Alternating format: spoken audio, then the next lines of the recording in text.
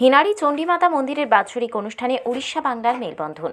হিনারি চণ্ডীমাতা মন্দিরের বাৎসরিক অনুষ্ঠান ও অন্ন মহোৎসব অনুষ্ঠিত হল মহাসমারোহে। পরিচালনায় হিনারি গ্রামবাসী বৃন্দ ও চণ্ডীমাতা মন্দির কমিটি।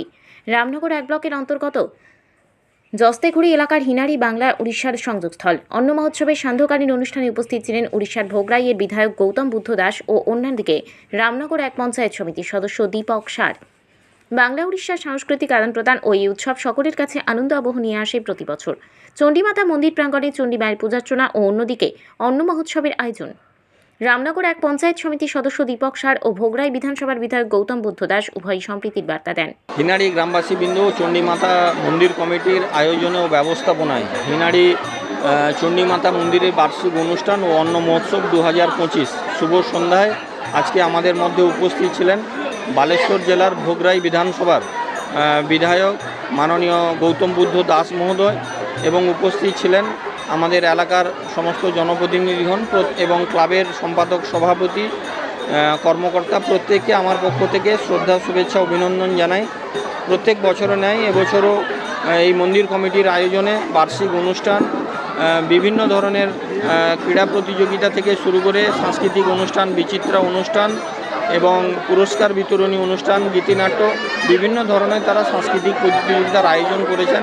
এই শুভ সন্ধ্যায় আজকে আমাদের মধ্যে উড়িষ্যার বিধায়ক গৌতম বুদ্ধ দাস মহোদয় যে উপস্থিত হয়েছেন, এটা আমাদের কাছে খুবই অত্যন্ত আনন্দের ব্যাপার। কারণ আমাদের বাংলা এবং উড়িষ্যার মধ্যে যে একটা মেলবন্ধন, তার উপস্থিতিতে আমরা সেটা অনুভব করলাম। তাই বাংলা এবং উড়িষ্যার যে মেলবন্ধনটাকে আমাদের আরও দৃঢ় করতে হবে, তার উপস্থিতিতে আমরা খুবই গর্বিত এবং আমি আগামী দিনে ওই সংস্থার কাছে আহ্বান জানাবো বিভিন্ন সাংস্কৃতিক অনুষ্ঠানের পাশাপাশি তারা যেভাবে যে অষ্টম প্রহর হরিনাম সংকীর্তন সহ যে অন্ন মহোৎসব করেছেন, আগামীকাল এখানে সমস্ত ভক্তবৃন্দ আসবেন, আজকেও এসছেন, তাই মহাপ্রসাদ গ্রহণ করবেন। মানুষের মধ্যে ভেদাভেদ ভুলে বিভিন্ন ধর্মের বিভিন্ন বর্ণের মানুষ এখানে উপস্থিত হবেন। তাই সবাইকেই এই সংস্থার পাশে থাকার আমি আহ্বান জানাচ্ছি। আগামী দিনেও তারা এই ধরনের অনুষ্ঠান করুন। গীতা পাঠ থেকে চণ্ডীপাঠ, বিভিন্ন ধর্মের এখানে ধর্মীয় আলোচনা হচ্ছে, এটা আমাদের কাছে খুব আনন্দের ব্যাপার।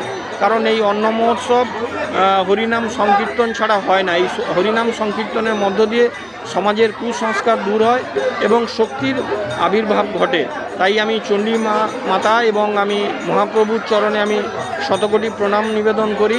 তাদের আগমনে যাতে এলাকাবাসী সুস্থ থাকেন এবং প্রত্যেকটি পরিবারে যাতে সুখ সমৃদ্ধি ঘটে, এটাই আমি কামনা করছি।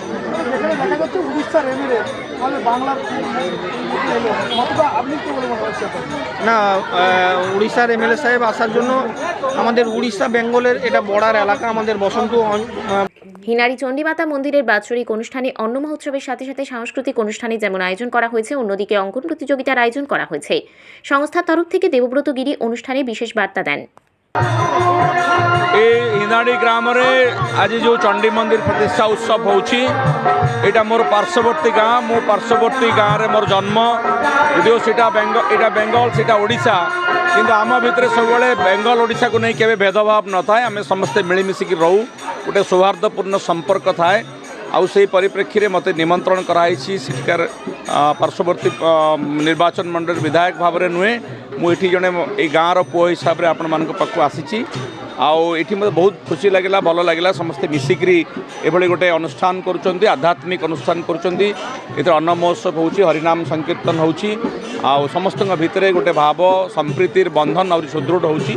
ସମସ୍ତଙ୍କୁ ଶୁଭେଚ୍ଛା ଜଣାଉଛି, କୃତଜ୍ଞତା ଜଣାଉଛି ଏବଂ ସମସ୍ତଙ୍କର ମଙ୍ଗଳ କାମନା କରୁଛି। ମହାପ୍ରଭୁ ଶ୍ରୀ ଚୈତନ୍ୟ, ମା ଚଣ୍ଡୀ ମାତା ସମସ୍ତଙ୍କର କଲ୍ୟାଣ କରନ୍ତୁ।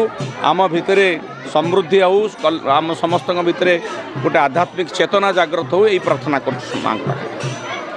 অন্ন মহোৎসবের সান্ধ্যকালীন অনুষ্ঠানে উপস্থিত ছিলেন এলাকার বিশিষ্টজনেরা। রামনগর 1 পঞ্চায়েত সমিতির সদস্য দীপক সার, ভোগরাইয়ের বিধায়ক গৌতম বুদ্ধ দাস, দেবব্রত গিরি, বনবিবাহী সেনাপতি প্রমুখ। গ্রামেরই সন্তান, যদিও এখন গ্রামে থাকি না, কর্মসূত্রে বাইরে থাকি।